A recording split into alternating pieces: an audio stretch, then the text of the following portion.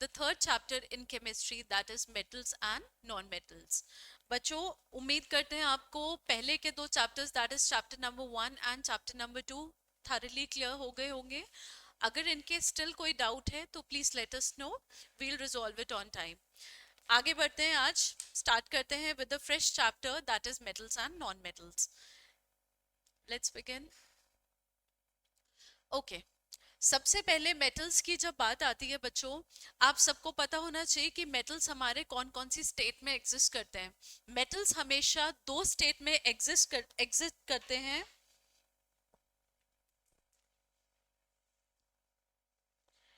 Metals exist in two states, that is free state and native state.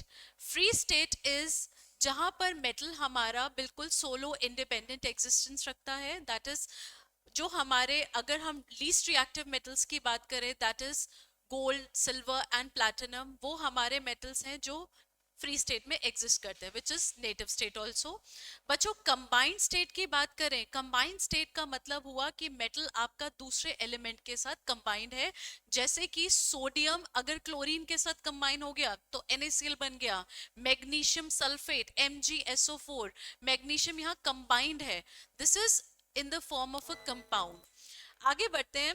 Metals, जैसे कि यहाँ पर आप पिक्चर्स भी देख पा रहे हैं.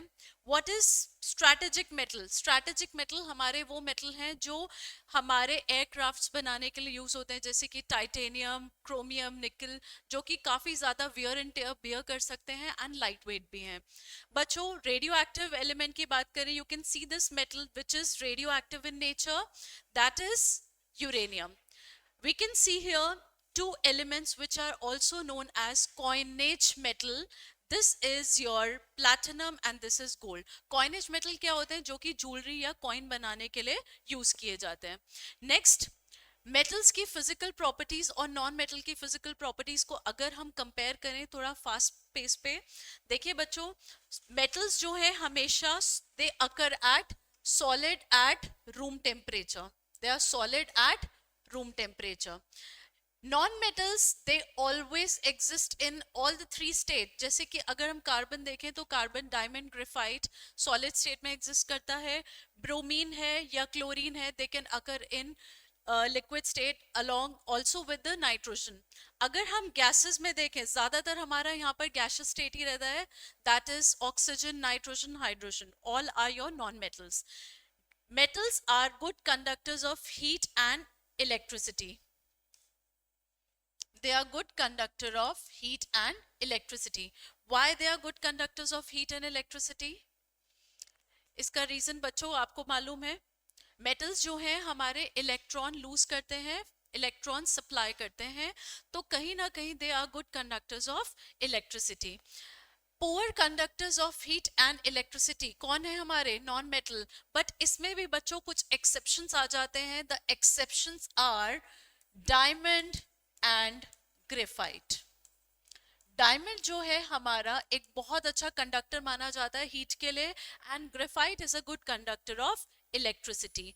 वहीं पर बात करें मेटल्स के अंदर, metals usually have high melting and boiling point. They have high and melting and boiling point because of their rigid structure and density. क्योंकि जितना ज़्यादा force of attraction होता है उतना ही ज़्यादा melting and boiling point high रहता है.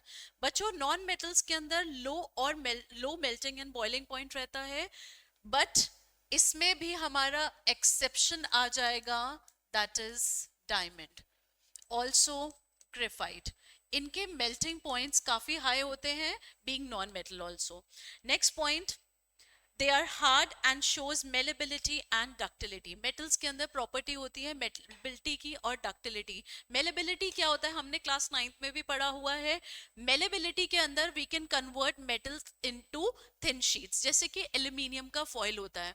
उसी तरह से अगर हम नॉन मेटल्स के अंदर देखें, these properties are totally absent. Metals हमारे सॉफ्ट होते हैं, they do not show the property of malleability and ductility.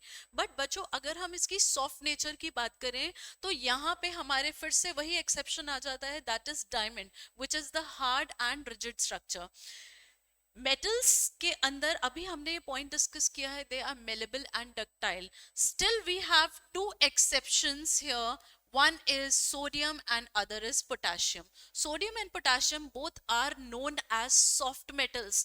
They are soft as rubber. They can be easily cut with the help of a knife. अगर यहाँ पर हम तीसरा exception की बात करें, that is mercury which is a liquid metal. Again exception being in the case of malleability and ductility. Last point, metals are sonorous and lustrous.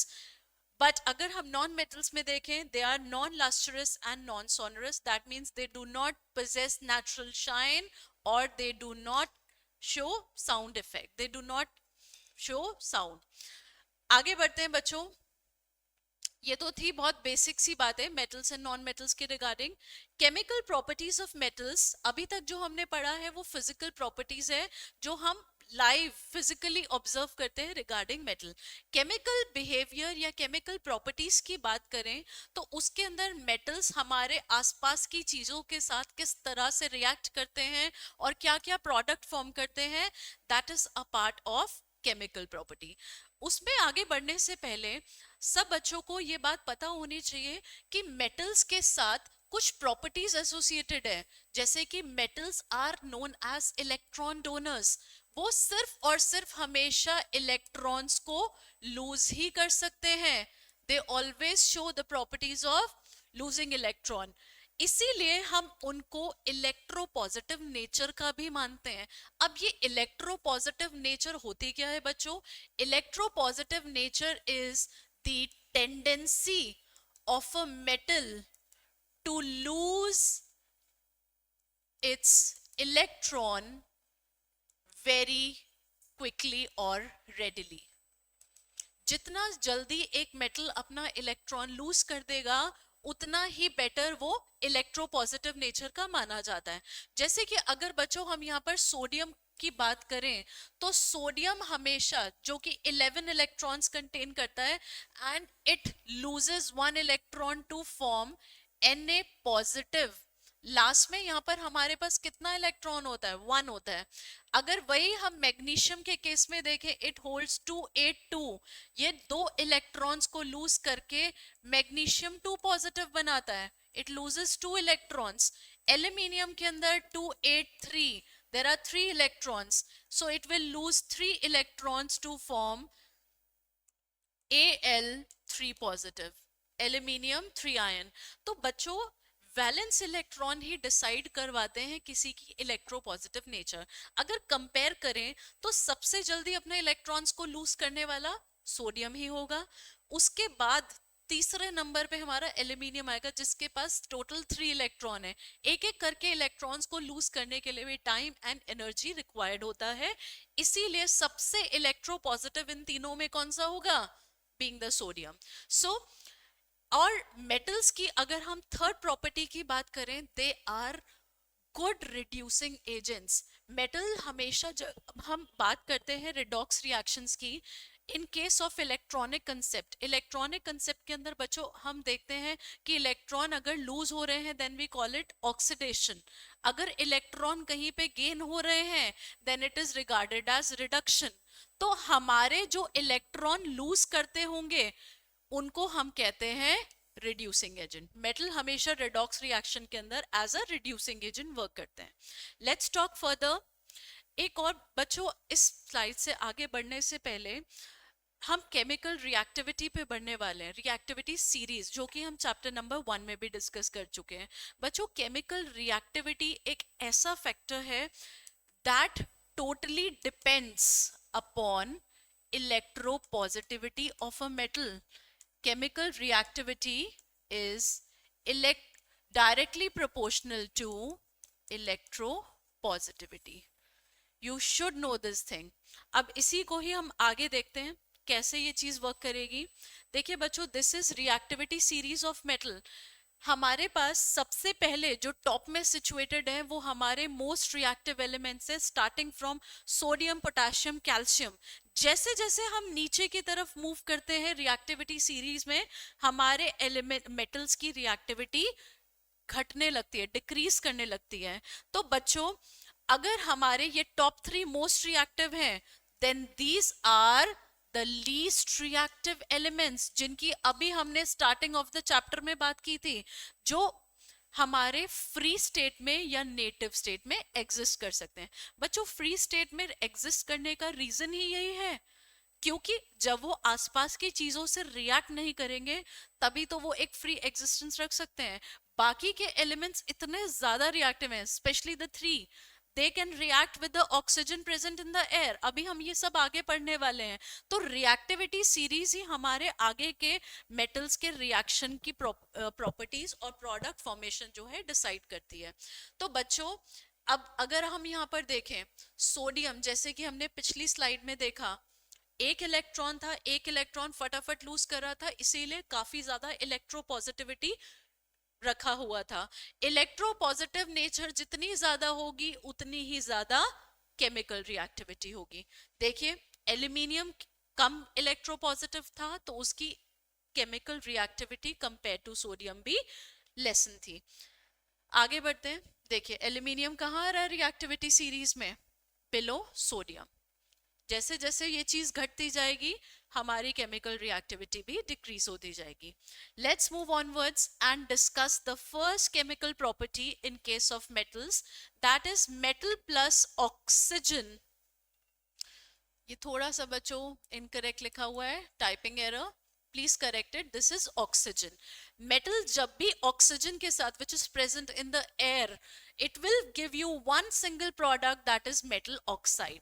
बच्चों metal oxide किस तरह से बनेंगे, जैसे कि हम यहाँ पे एक पहला रिएक्शन देखें, सोडियम जो कि रिएक्टिविटी सीरीज में हमने अभी देखा पहले ही आ रहा था।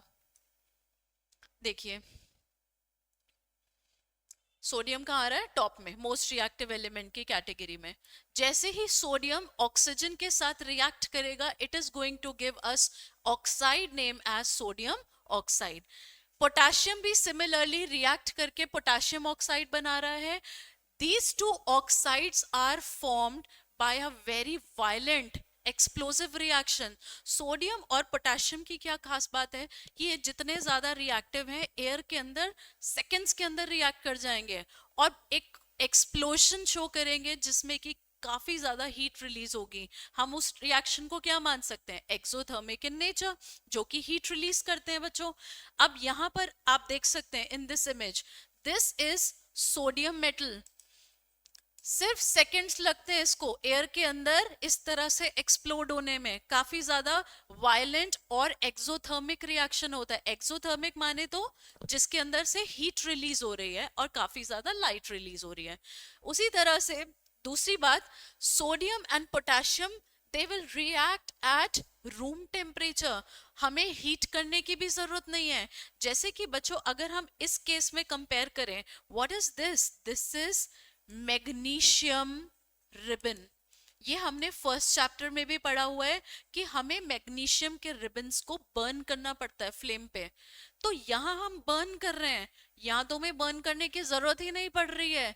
क्योंकि बर्न करने की जरूरत इसलिए नहीं पड़ रही है, they are quite reactive in nature. वो फटाफट रूम टेम्परेचर के अंदर ही एक्सप्लोड कर जाएंगे और तुरंत रिएक्शन देकर आपका ऑक्साइड बना देंगे। ये मैग्नीशियम का रिएक्शन देखते हैं बच्चों नेक्स्ट स्लाइड में। Okay, let's see this reaction. Magnesium is reacting with oxygen to form its respective oxide which is magnesium oxide MgO। यहाँ पर बच्चों आप देख रहे हैं कि हमें यहाँ पर हीट करना पड़ रहा है, यानी कि रिएक्शन को थोड़ा सा फैसिलिटेट कराना पड़ रहा है। अगर वही चीज हम एल्यूमिनियम के केस में देखें, ये ऐसा क्यों हो रहा है कि हमें हर केस में अब हीट देनी पड़ रही है, क्योंकि धीरे धीरे करते करते जब हम सोडियम पोटेशियम से नीचे मूव कर रहे हैं इन मेटल्स की रिएक्टिविटी घटती जा रही है। जब घटती जाएगी तो हमें इनका रिएक्शन कैरी आउट कराने में हीट सप्लाई करनी ही पड़ेगी ताकि ये आगे जाके प्रोडक्ट फॉर्म करे। बच्चों उसी तरह से एल्यूमिनियम का देखें तो aluminium will form aluminium oxide. Iron, this reaction is going to be the most important reaction in this category। Iron जब भी एयर में मौजूद ऑक्सीजन के साथ रिएक्ट करेगा it is going to produce Fe3O4। Can you see the picture of Fe3O4? It's a very black colored compound Fe3O4 जिसको हम एक आयरन की ओर भी मानते हैं। The name of Fe3O4 is iron 2,3 oxide, or it is also known as, please correct it, this is ferroso-ferric oxide. Okay. Also, this has a third name known as magnetite.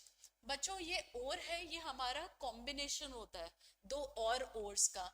इसके अंदर FeO और Fe2O3 दोनों का composition होता है, FeO and Fe2O3. अगर हम इसको सम कर दें, कंडेंस कर दें, तो फॉर्मूला क्या निकल कर आ रहा है, Fe3O4. This is very very important reaction of iron. Next पे बढ़ते हैं. अब आयरन से जैसे ही हम रिएक्टिविटी सीरीज में नीचे बढ़े, आयरन के बाद कौन आता है, iron, tin, lead and then hydrogen, और उसके बाद आता है copper.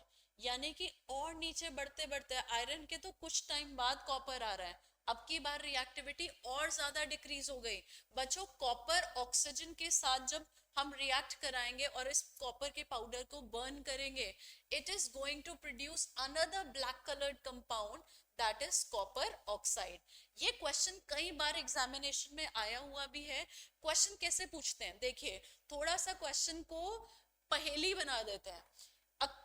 An element which is present as a red brown colored powder, when it is burnt in presence of oxygen, produces a black colored compound named Y.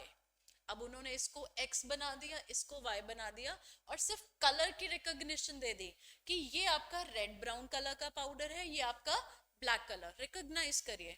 बच्चों को अक्सर ऐसे questions में दिक्कत होती है. बच्चों जो आपका ब्लैक कलर का कंपाउंड बनता है, that is always copper oxide. And copper का जो पाउडर रहेगा, that is always in reddish brown colour. ठीक है, एंड करते हैं इस प्रॉपर्टी को. होप सबको समझ में आया होगा. Let's talk about further. बच्चों जब हम ऑक्साइड्स की बात कर रहे हैं, मेटल क्या कर रहे हैं, मेटल अपने साथ ऑक्सीजन को कंबाइन करके मेटल ऑक्साइड दे रहे हैं. अब इन मेटल ऑक्साइड्स को एक नाम दिया जाता है. They are also known as basic oxides. Basic oxides हम उनको इसलिए कहते हैं क्योंकि वो कहीं ना कहीं बेसिक नेचर शो कर रहे हैं, तभी तो हमने उन्हें एंटाइटल कर दिया है बेसिक ऑक्साइड. देखिए हम अगर सबसे पहली ऑक्साइड जो सोडियम की बनी थी, चेक कर लेते हैं.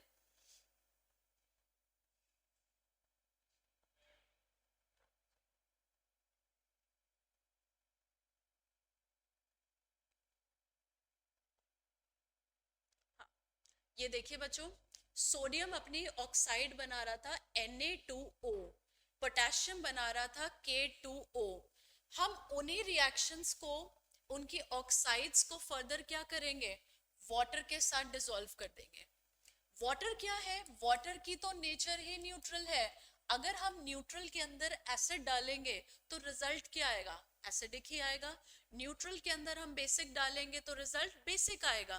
तो बच्चों हमने क्या किया, सोडियम की ऑक्साइड को सबसे पहले पानी में डिसॉल्व करके देखा.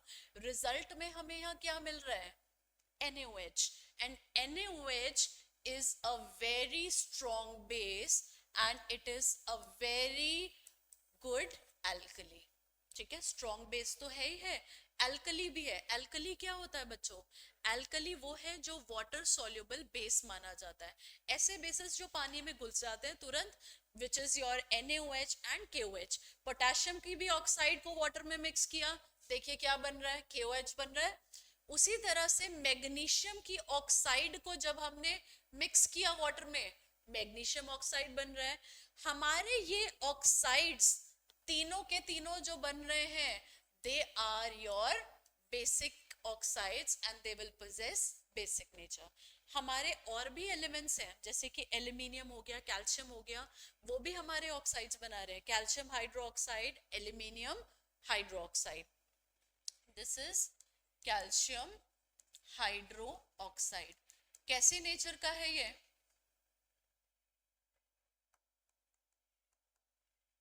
Calcium hydroxide. This is aluminium hydroxide. Again nature कैसी है इनकी बच्चों, बेसिक ही रहेगी. कैल्शियम हाइड्रोक्साइड नेचर में जो बनता है वो सस्पेंशन का होता है।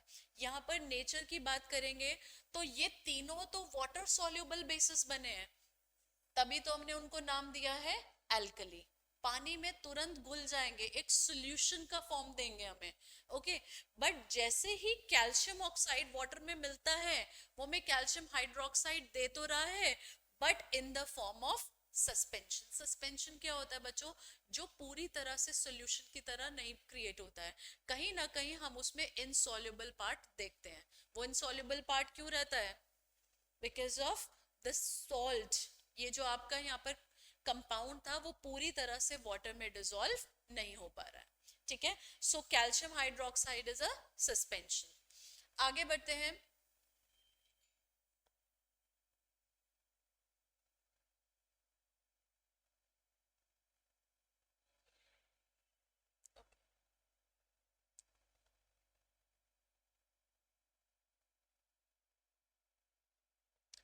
नेक्स्ट देखिए, ऑक्साइड्स के अंदर there is one specific category in